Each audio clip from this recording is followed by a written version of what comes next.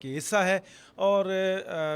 جیسا کہ آپ کو معلوم ہے کہ آج گزشتہ رات جو تھی اس وقت جو بھارت نے چوری چھپے جو ہے ایک دفعہ پھر اس قوم کو للکارا اور پھر رات ہی بہادر مسلح افواج نے اسے بھاگنے پر مجبور کر دیا۔ اور اس کی تفصیلات کیا ہیں، اس وقت تک کیا ہوا، بھارت نے کے کیا عزائم تھے اور اس کو کیسے موقع کھانی پڑی، اس ساری صورتحال کو لے کے آج ہم کچھ تازہ ترین کے ساتھ آپ کی خدمت میں حاضر ہوئے ہیں۔ اور ہمارے ساتھ ٹیلی فون لائن پر موجود ہیں سینئر صحافی تجزیہ کار سعید الرحمان صدیقی صاحب، جو اس سے سب سے پہلے تو ہم ان کی طرف چلیں گے اور ان سے جانیں گے کہ اس وقت کی تازہ ترین صورتحال کیا ہے، ہوا کیا رات کو بھارت نے جو مضموم عزائم کے ساتھ میلی آنکھ سے پاکستان کی طرف دیکھا تو اسے کیسے منہ کی کھانی پڑی۔ صدیقی صاحب، سب سے پہلے آپ کو السلام علیکم، اور ہماری آواز آپ سن پا رہے ہیں؟ جی وعلیکم السلام تعظیم صاحب، بالکل آپ کی آواز مجھے آ رہی ہے۔ رات ہی کو سونو ایف ایم 89.4 نے اپڈیٹ کر دی تھی صورتحال اپنے ناظرین کو، سامعین کو۔ ہمارا جو اسلام آباد سینٹر ہے وہاں سے چیزیں آن ایئر ہوئی تھی ساری کی ساری۔ یہ جو بھارت نے حرکت کی جو ہے نا وہ کی ہے، وہ وہی روایتی اس کی جو ایک ہے مکارانہ، عیارانہ اور جارحانہ پالیسی جو ہمیشہ سے پاکستان کے خلاف اختیار کرتا ہے، یہ اسی سلسلے کی ایک جو ہے نا کڑی ہے کہ بھارت نے بڑی بزدلانہ انداز میں رات کے اندھیرے میں جو ہے نا ہلو جی جی جی جی بھارت نے بڑے بزدلانہ جو ہے نا انداز میں رات کے اندھیرے میں میزائل فائر کیے ہیں بھارت کی حدود سے، اور نشانہ بنایا ہے مساجد کو، عورتوں کو، بچوں کو، بے گناہ سولین نہتوں کو، اور اتنا ظلم و زیادتی کہ وہ جو غزہ کی تھی نا یاد، وہ تازہ ہو گئی ہے کہ کس طرح سے وہاں پہ صہیونیت جو ہے نا وہ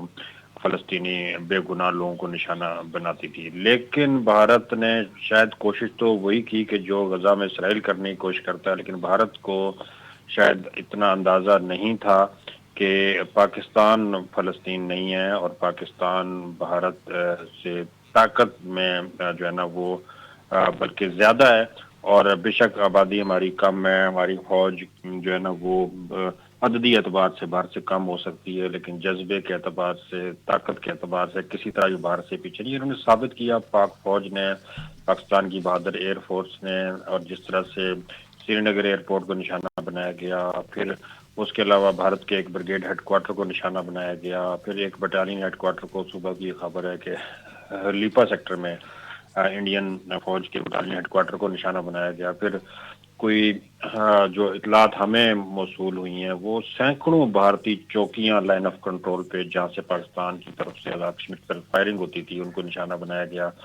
اور متعدد بھارتی فوجیوں کی ہلاکتیں ہوئی۔ لیکن تعظیم صاحب، ایک چیز جو تقابل کرنے کی ضرورت ہے کہ ایک طرف بھارت ہے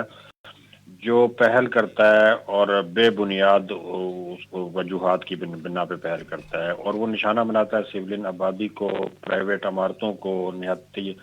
خواتین کو، بچوں کو، بوڑھوں کو، اور دوسری طرف ایک پروفیشنل فوج ہے جو ان کی بالکل فوج ٹھیک کو ہے۔ نشانہ بناتی ہے، فوجی تنصیبات کو نشانہ بناتی ہے، اور سولین کا بال بھی بیکار نہیں ہونے دیتی۔ تو یہ پروفیشنل فوج اور کرمنل فوج میں بنیادی فرق جو ہے دنیا کو آج سمجھنا چاہیے، جو بھارت کے کل والی جارحیت کے بعد بری طرح ایکسپوز ہوا ہے۔ پھر بھارت جو جھوٹے دعوے کرتا تھا تعظیم صاحب کہ فلاں فلاں جگہوں پہ دہشت گردوں کے کیمپ ہیں، تو پاکستان کے وزیر اطلاعات خود انٹرنیشنل میڈیا کی ٹیموں کے ساتھ، قومی میڈیا کی ٹیموں کے ساتھ مظفر آباد بھی آئے، اور انہوں نے ان تمام علاقوں کو جو ہے نا صحافیوں کو بھیجا کہ ہم تو چلو اگر حکومت ہے تو آپ تو صحافی ہیں، آپ دیکھیں اور بتائیں کیا یہاں پہ کوئی ان جگہوں پہ جن کو بھارت نشان زد کر رہا ہے کیا دہشت گردوں کو کیمپ موجود ہیں۔ اور بین الاقوامی میڈیا کی رپورٹس جو ہے نا وہ دنیا نے دیکھی بھی سنی بھی، انہوں نے بتایا کہ یہ سیاحتی مقامات ہیں، خوبصورت مقامات ہیں، سولین آبادی ہے، اور لوگ یہاں پہ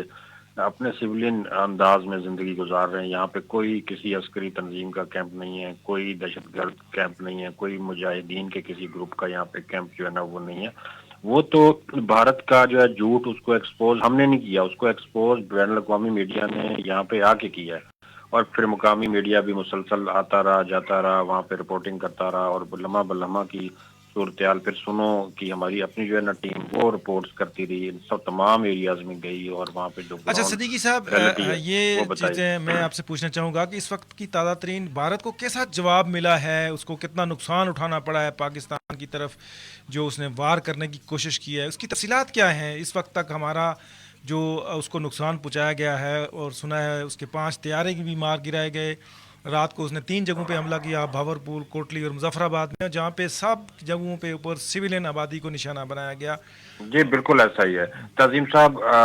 میں وہی بات بتا رہا تھا، ایک تو پروفیشنل فوج ہے، ایک طرف کرمنل فوج ہے۔ دیکھیں اندھا دھند نشانہ بنانے سے نقصان بھی زیادہ ہوتا ہے اور آپ کی ہاہاکار بھی ہوتی ہے، اور سویلین آبادی سے خبر بھی جلدی ایکسپوز ہو کے آپ اپنا پیغام فلوٹ کر سکتے ہیں کہ اتنا بڑا نقصان ہو گیا۔ جب ملٹری تنصیبات یا ملٹری کی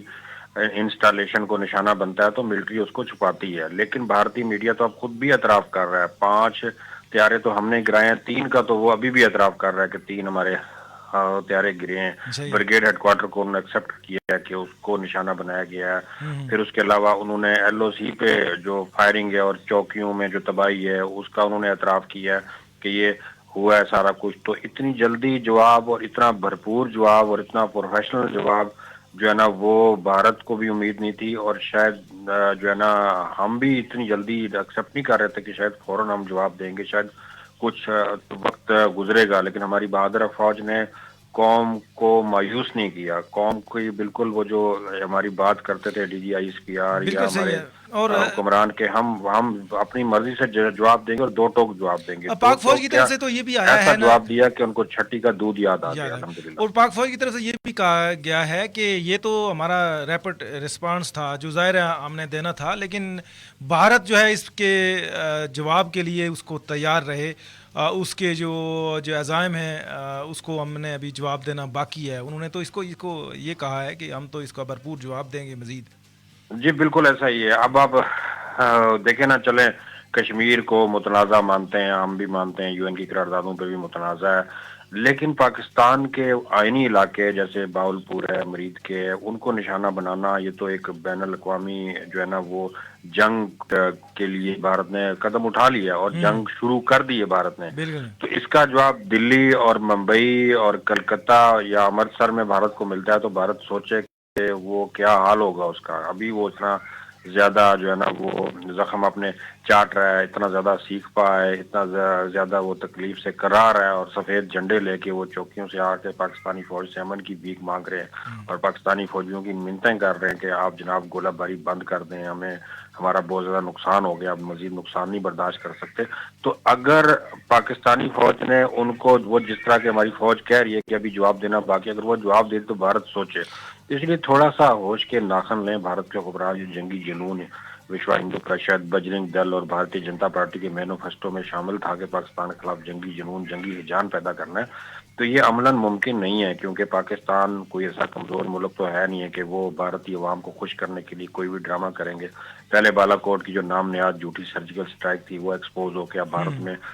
بھارتی حکمرانوں پہ انگلیاں اٹھ رہی ہیں کہ آپ نے یہ ڈرامہ کیا اور لوگوں کو بیوقوف بنایا۔ اچھا صدیق تو صاحب، اب ایک اور ڈرامہ کر کے وہ بھارتی عوام کو بیوقوف بنا رہا ہے، دنیا کو بیوقوف نہیں بنا سکتا۔ ٹھیک ہے۔ اچھا صدیقی صاحب، ہمیں اطلاع ملی ہے کہ D G I S P R جو ہے وہ پریس کانفرنس کر رہے ہیں، ہمیں جی ظاہر ہے ان کی پریس کانفرنس کو لائیو لنک کرنا ہے، تو جی پروگرام کو مختصر کرتے ہوئے باقی انشاءاللہ بقیہ حصہ بعد میں ہم اس کے اوپر ذکر کریں گے کہ عوامی جذبہ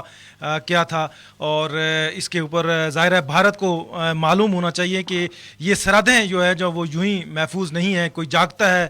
تب جا کے ہم سوتے ہیں۔ پاکستان کی مسلح افواج صرف ایک دفاعی لائن نہیں بلکہ ہمارے فخر، عزم اور بقا کی ضمانت ہیں۔ ان کے جی یونیفارم کا الحمدللہ رنگ صرف لباس نہیں، یہ قربانی، عزت اور فرض کا نشان ہے۔ جب دشمن نے الحمدللہ چھپ کر وار کیا تو ہماری فورسز نے سینہ تان کر جواب دیا۔ جب منہ توڑ دہشت جواب گردی دیا۔ نے شہریوں کو یرغمال بنایا تو انہی جوانوں نے خون دے کر امن واپس لایا۔ یہ وہ سپاہی ہیں جو ماؤں کے لاڈلے تھے لیکن قوم کی خاطر خاکی پہن کر مادر وطن کے بیٹے بن گئے۔ یہ وہ افسر ہیں جن کی راتیں مورچوں میں گزرتی ہیں اور دن میدان جنگ میں۔ جو اپنی خوشیاں، اپنے بچے، اپنے آرام سب قربان کر دیتے ہیں صرف اس لیے کہ پاکستان قائم اور دائم رہے۔ ان کے لہو کا قرض ہم صرف محبت، اتحاد اور حوصلے سے ادا کر سکتے ہیں۔ ہم ان کی قربانیوں کو رائیگاں نہیں جانے دیں گے۔ ہر پاکستانی کی زبان سے بس ایک ہی صدا ہے، ہمیں تم پر فخر ہے، ہم تمہارے شانہ بشانہ کھڑے ہیں۔ اے وطن کے محافظو، تمہارے بغیر ہم کچھ بھی نہیں، تم ہو تو ہم ہیں، تم رہو سلامت، پاکستان رہے آباد، افواج پاکستان زندہ باد، پاکستان پائندہ باد۔ سامعین اکرام، ہم یہاں لیتے ہیں آپ سے اجازت چاہیں گے اور چلتے ہیں اسلام آباد، جہاں D G I S P R جو ہے وہ پریس کانفرنس کر رہے ہیں۔